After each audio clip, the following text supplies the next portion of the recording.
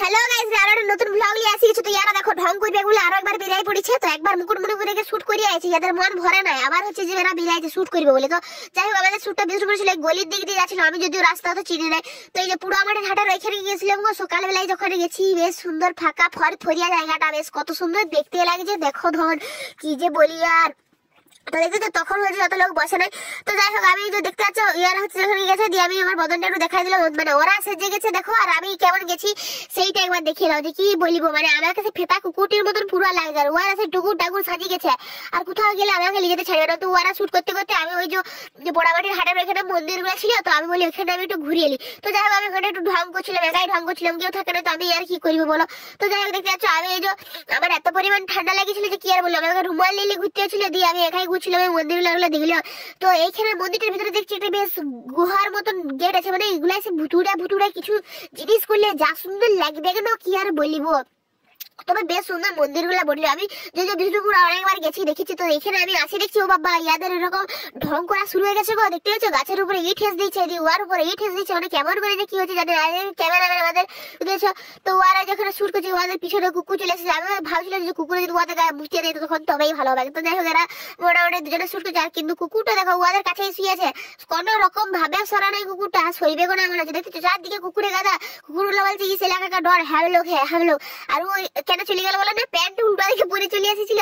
তো যাই হোক, ওইখান থেকে আমরা সোজা লালবাগ চলে গেছিলাম। তো তার মাঝে আমি নিজে কিছু ফটো খচা করে নিয়েছি। মানে এরকম বদনে আমি নিয়েছি, মানে আমাকে কেমন দেখতে লাগছে, ওদেরকে কেমন দেখতে লাগছে। আমি এত ঘুরু আছি তাও আসে না গো আমার ক্যামেরা। মানে আমাকে ওরা যেচে অপমান করছে, তাও আমি ধরে ক্যামেরায় নিচ্ছি।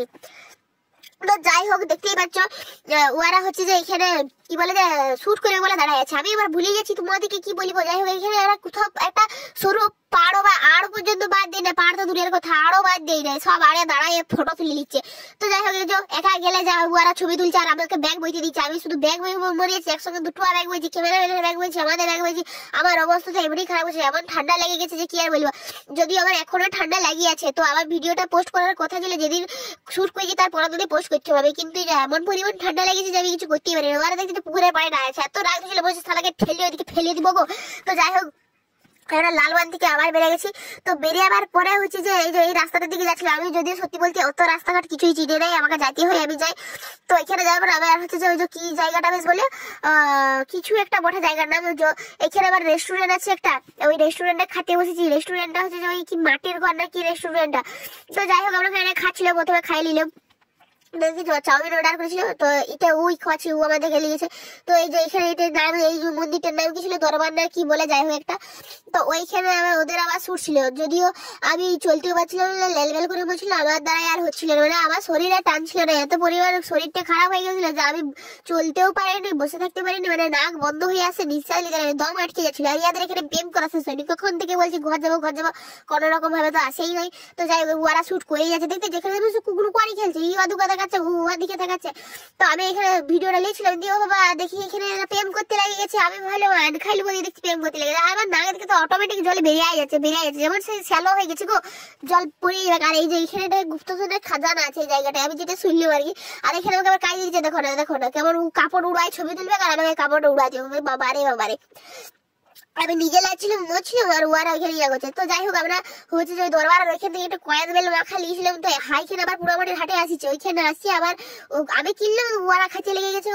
আর এখানে দেখো এদের লাজ লজ্জা সরম কিচ্ছু না, পুরোমাটির হাটে কত লোক আসিছিল, কত লোক ইয়ার এরকম করে ছবি উঠছে, কি আর বলবো। দিয়ে যাই হোক, আমি এই যে কয়েদ বেল মাখাটা দেখতে পাচ্ছি, আমিও খাচ্ছিল। এত পরিমাণ ঝাল দিয়েছিল, আমি সত্যি কথা বলতে ঝাল খেতে পারি নাই। তো আমার এত ঠান্ডা লেগেছিল, তো আমি খাচ্ছিলাম মোটামুটি যা হয়েছিল। আর এত শরীর খারাপ হয়ে গেছিল যে লাস্টে আমি আর থাকতে পারিনি, আমি নিজে একাই পালিয়ে এসেছিলাম। তোরা শুট করে মর গা, আমি যাই না তো আমি মরি যাবো।